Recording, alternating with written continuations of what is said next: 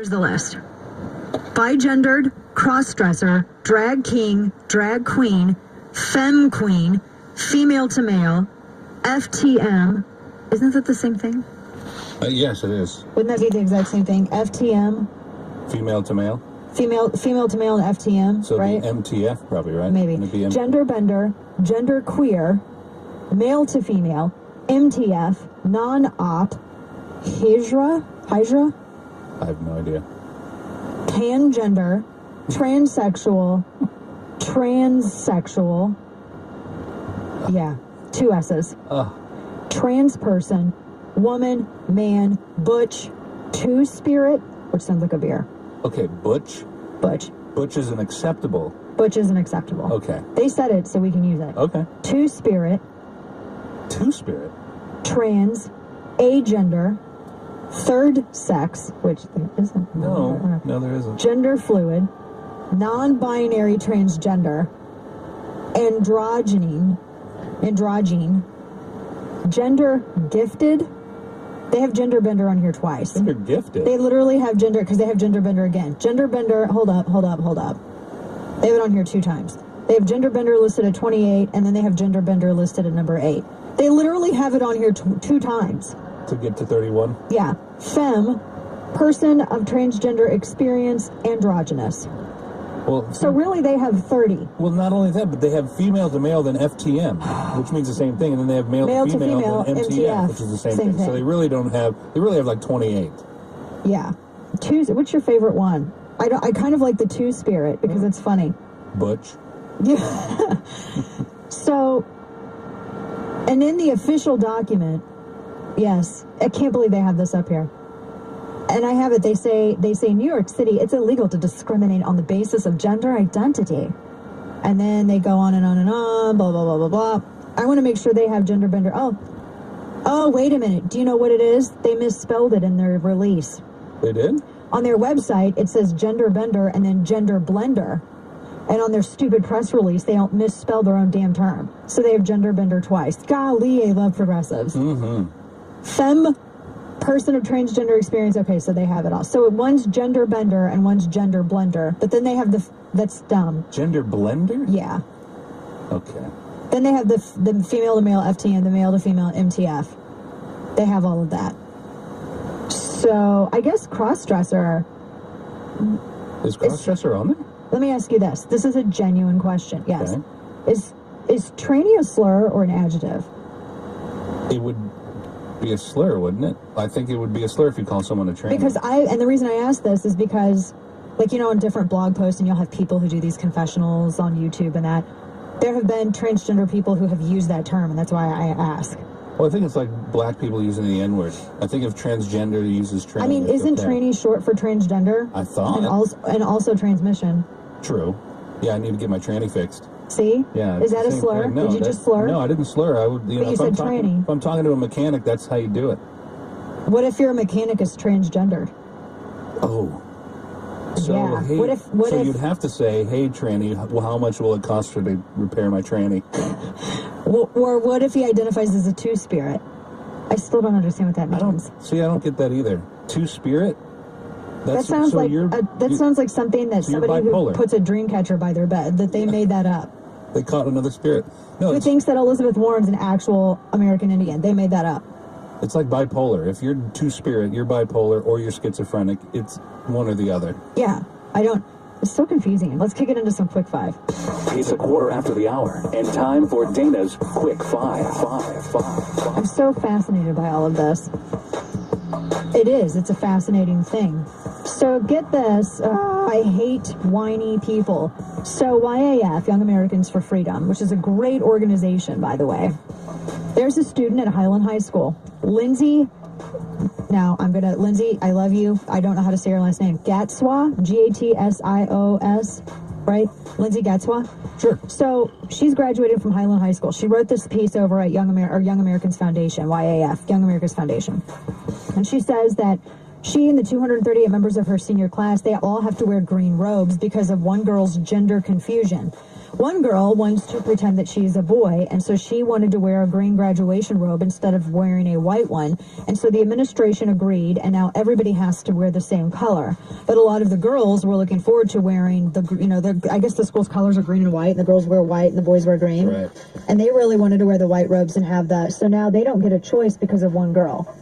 And she says, all we want is to wear white, just as all women from Highland have done in the past. We want to walk across the stage as successful women, allowed to be proud of who we are. The school's counting on us to be too distracted to care. So she and other students are actually petitioning, but apparently the principal threw it in the trash. This is the problem that everyone has with it. No one has a problem that you identify as somebody else. It's that you're forcing everybody else to live in your make-believe world. Stop it. It's ridiculous. I mean, when you start forcing other people to live in your make-believe world, people are going to be hostile towards that.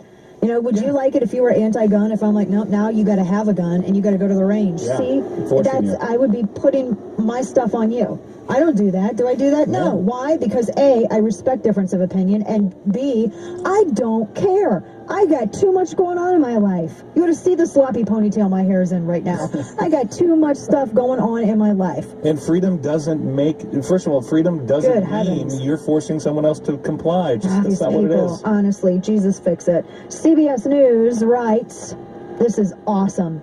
The Dutch National Police Agency has a new recruit. I think they're totally copying us. This is making me mad because the Dutch National Police is doing this. The Dutch are doing this. They have a new recruit to take down drones. Bald eagles. They have a team of bald eagles that are now trained to take down drones that cause trouble in the sky. Is awesome. Oh my gosh. I wish it wasn't illegal to have an eagle. Oh my gosh, I love that, how that sounded. I know. I wish it wasn't illegal to have an eagle. I love it. Can you own an illegal eagle? You can't have an illegal. It's illegal if you own an eagle. It is. You can't. There are no legal eagles. That is ridiculous. I know. It's like blah blah blah blah blah law blog. Hi, I'm blah blah blah, and this is the blah blah blah law blog.